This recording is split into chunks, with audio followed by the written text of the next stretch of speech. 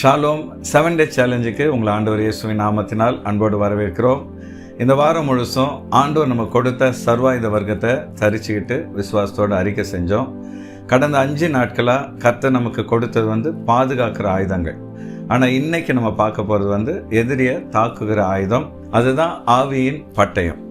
இன்னைக்கு நம்ம இந்த பட்டயத்தை எடுத்து விசுவாசத்தோடு நமக்கு எதிராக வர்ற எல்லா கெட்ட எண்ணங்கள், சத்துருவின் கிரியைகள் எல்லாத்தையும் நம்ம ஜெயிக்க போகிறோம். ஆயத்தமாக இருக்கிறீங்களா?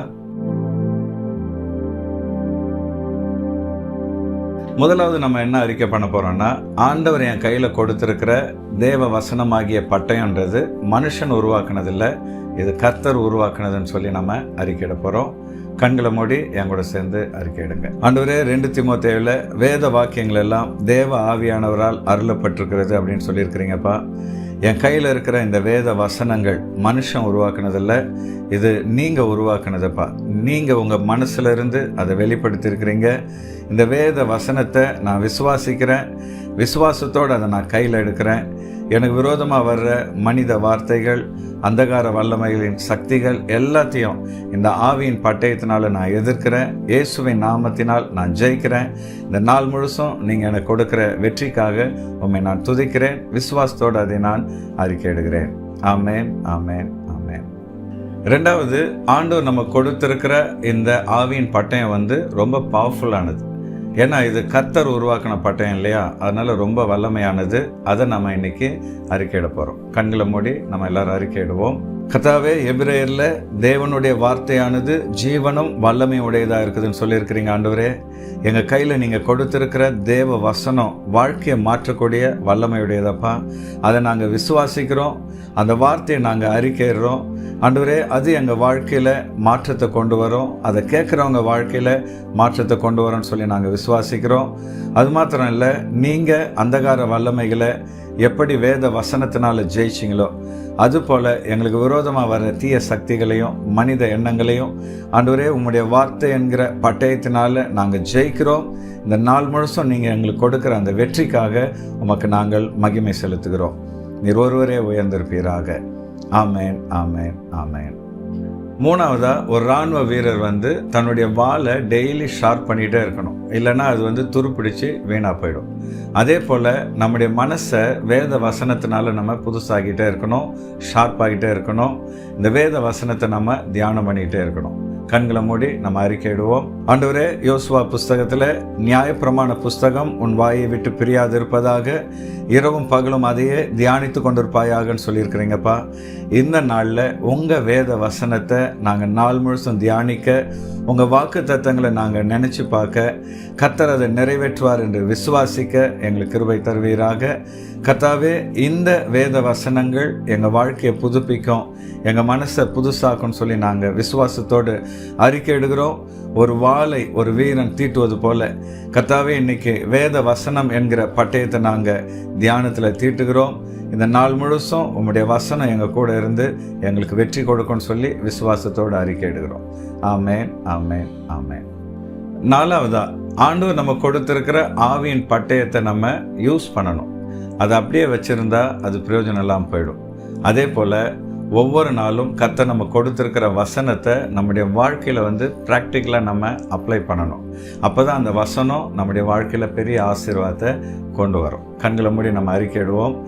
ஆண்டவரே, எந்த மனுஷனையும் தேறினவனாய் மாற்றுகிற உம்முடைய வேத வசனத்தை நாள் முழுசும் எங்கள் வாழ்க்கையில் நாங்கள் ப்ராக்டிஸ் பண்ணணும்ப்பா. வசனத்தை நாங்கள் தியானிக்கிறது மாத்திரம் இல்லை, வாசிக்கிறது மாத்திரம் இல்லை, அந்த வசனத்தின்படி வாழ நீங்கள் எங்களுக்கு உதவி செய்வீங்கன்னு சொல்லி நம்பிக்கையோடு நாங்கள் அறிக்கை எடுக்கிறோம். இந்த நாள் முழுசும் உங்கள் வேத வசனங்கள் எங்கள் வாழ்க்கையில் கிரியை செய்யும், அது எங்கள் வாழ்க்கையில் நடைமுறைப்படுத்த உதவி செய்யும் சொல்லி நம்பிக்கையோடு நாங்கள் அறிக்கை எடுக்கிறோம். நிச்சயமாக உங்கள் வசனம் எங்கள் கால்களுக்கு தீபமும் எங்கள் பாதைக்கு வெளிச்சமாக இருந்து எங்களை இதுவரைக்கும் நடத்திச்சு. தொடர்ந்து இந்த வசனத்தின்படி நாங்கள் வாழ்ந்து வெற்றி மேல் வெற்றி பெற, எங்கள் வாழ்க்கையில் பெரிய ஆசீர்வாதங்களை சுதந்திரிக்க நீங்கள் கொடுக்குற இந்த கிருபைக்காக உமக்கு நன்றி செலுத்துகிறோம். விசுவாசத்தோடு நாங்கள் அதை சுதந்திரிக்கிறோம். ஆமேன், ஆமேன், ஆமேன். 5வதா, கர்த்தர் நம்ம கொடுத்திருக்கிற ஆவியின் பட்டயமாகிய வசனத்தை நம்ம வாயினால் அறிக்கையிடணும்.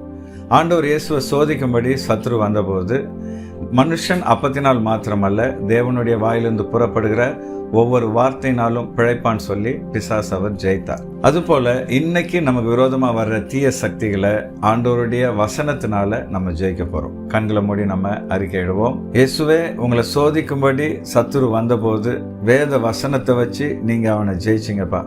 அதுபோல இந்த நாள் முழுசும் உங்க வசனத்தினால நாங்க ஜெயிப்போம். எங்களுக்கு விரோதமாக வர தீய சக்திகளை இயேசுவின் நாமத்தினால் நாங்கள் மேற்கொள்வோம். இந்த நாள் முழுசும் நாங்கள் வெற்றியுள்ள ஒரு வாழ்க்கை வாழ்வோம். ஆண்டவரே, இந்த நாள் முழுதும் உங்கள் வசனம் எங்களுக்கு ஒரு பெரிய வெற்றியும் ஆசீர்வாதத்தையும் கொடுக்கும்னு சொல்லி நாங்கள் அறிக்கையிடுகிறோம். விசுவாசத்தோடு அதை சுதந்திரிக்கிறோம். ஆமேன், ஆமேன், ஆமேன். ஆறாவதா, ஆண்டவர் எனக்கு ஏற்கனவே வெற்றி கொடுத்துட்டார்னு சொல்லி விசுவாசத்தோடு நம்ம அறிக்கையிட போகிறோம். ஏன்னா சிலுவையில் ஆண்டவர் இயேசு நமக்கு தேவையான எல்லாத்தையும் சுதந்திரிச்சு வச்சிருக்கிறாரு. அதனால நமக்கு தேவையான சந்தோஷம், சமாதானம், வெற்றி எல்லாமே ஏற்கனவே நம்ம கையில் இருக்குது. நம்பிக்கையோடு கூட நம்ம அதை அறிக்கையிடுவோம். கர்த்தாவே, உங்கள் வாயிலிருந்து புறப்படுற வசனம் வெறுமையாக திரும்பி வராதுன்னு சொல்லி நீங்கள் சொல்லியிருக்கிறீங்க. அதுபோல் நாங்கள் உங்கள் வசனத்தை அறிக்கையிடும் பொழுது நிச்சயமாக நாங்கள் ஜெயிப்போம். நாங்கள் இன்றைக்கி செய்கிற எல்லா வேலையிலையும் நீங்கள் ஒரு வெற்றியை தருவீங்க. எங்களுடைய போக்கிலும் வரத்திலும் எங்கள் கூட இருந்து பாதுகாப்பீங்க. எங்களுக்கு விரோதமாக எழும்புகிற எல்லா தீய சக்திகளையும் ஜெயிக்க நீங்கள் எங்களுக்கு பலன் தருவீங்கன்னு சொல்லி நம்பிக்கையோடு நாங்கள் அறிக்கையிடுறோம். இயேசு கிறிஸ்துவினால் நாங்கள் ஏற்கனவே வெற்றியை சுதந்திரிச்சிட்டோன்னு சொல்லி நாங்கள் அறிக்கையிடுகிறோம்.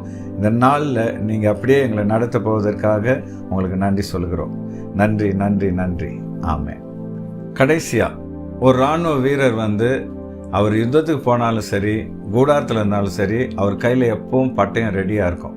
அதே போல் ஆண்டோடைய பிள்ளைகளாகிய நம்ம கையில் எப்பொழுதும் கர்த்தருடைய வசனம் இருக்கணும்.